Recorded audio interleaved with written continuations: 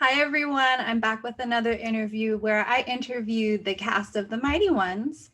I interviewed Alex, who plays Very Berry, and I also interviewed Josh, who plays Twig.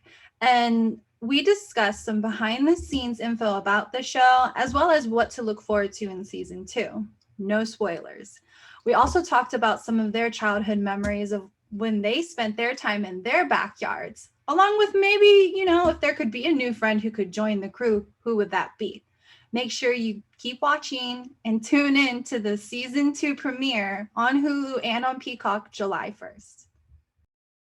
Hi, it's so nice to meet you guys. Hi. Hey, nice to meet you. Oh, there you are. Oh, nice background.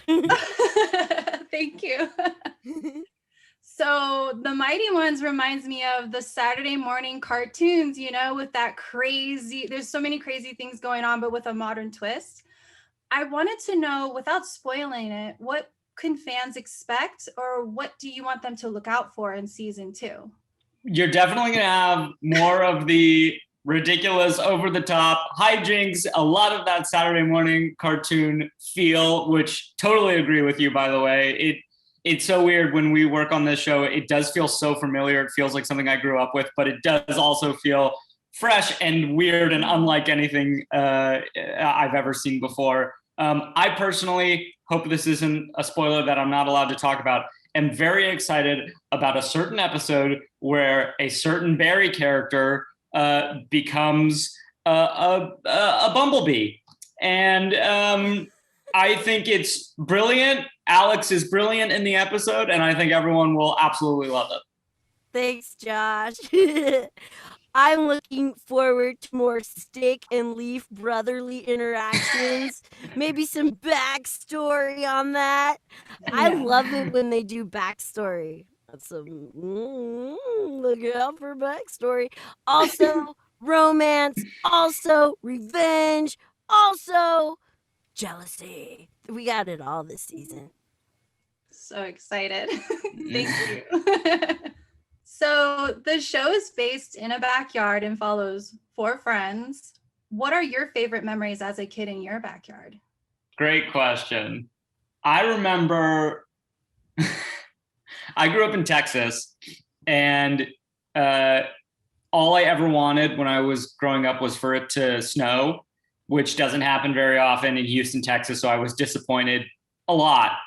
But in the rare occasions when it never really snowed, maybe a tiny bit, but when it would freeze over, school would be canceled, because even if it's just like a little bit of ice on the roads, the city shuts down. So school would be canceled, and we would get to go play outside on the ice. And it was by far the most dangerous, worst idea ever. But man, the most fun when there were tiny icicles and little puddles of ice that you could, slide across and end up hurting yourself. Kids, don't try this at home. It's very dangerous. That sounds like fun. I'm sure there's some wipeout stories. Oh my gosh, so many broken bones. Yeah, it's not a good idea. Could you ice skate on the ice, or was it too melty? Well, that's why it was incredibly dangerous. You'd think you could, and then you would fall into a puddle and lose an ankle. I feel ya. Mine is, I used to have this pop-up tiger tent. You know, the kind that you can twist, and then it's it's an O, but you can throw it and it pops. So it was shaped like a tiger, and me and my friends would go into other people's front yards like we were on safari, and we'd throw it up and hide in there. And the neighbors were probably like, who are these children? Because we used to go pretty far, because people's front yards are uneven. They're kind of bumpy, and they've got crevices and flowers.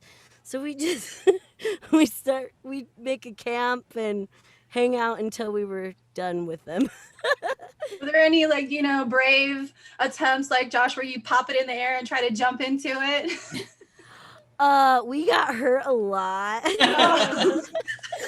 But that's another story. We also used to have this, those plastic big rig things where you go in it and you pedal like this. Oh yeah, the type bikes. Yeah, well, we like those, but it can only fit one person. So what we do is we tie someone's wagon to the back of it, and we'd go really, really fast up and down the driveways, and sometimes it would flip over. But usually I was the driver, so I was okay. You were fine. Needed to hold on better. Oh my goodness. Good memories. Yeah. All the scrapes and scars. You guys go on some pretty kooky adventures in this show. Have you been able to contribute to the storyboard process? And if so, do you have any other behind the scenes facts about the show that haven't been shared? When by the time we are seeing something for a new episode, it's already actually pretty far along. So the writers have written and the storyboard artists have storyboarded, and we get sent a script and an animatic, which is sort of like an early version of what the episode will eventually look like, with just kind of like simple, black line drawings. And they are already timed out. Yeah. So moving storyboards kind of.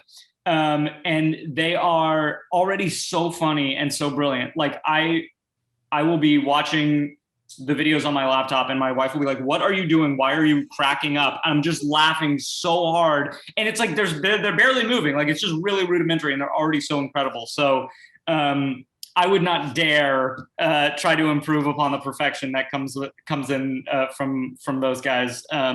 It's just fun to get to inhabit those stories that they create. So you can be the sticky legend. Oh, sorry. Go ahead.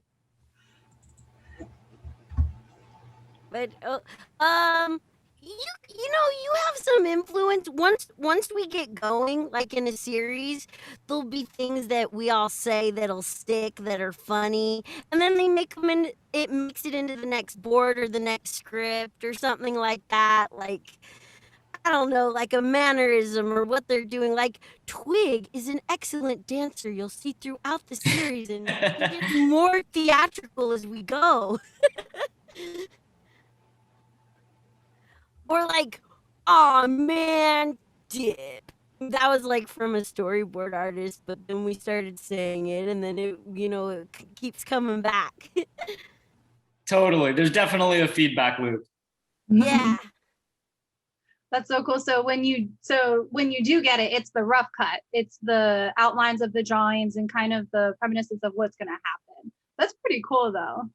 Oh, it's my favorite. It's so fun to see what the artists and the writers have been up to, and then just to get to kind of imagine where that's going to go when it's fully realized, and to get to improvise within those bounds, and it's the best.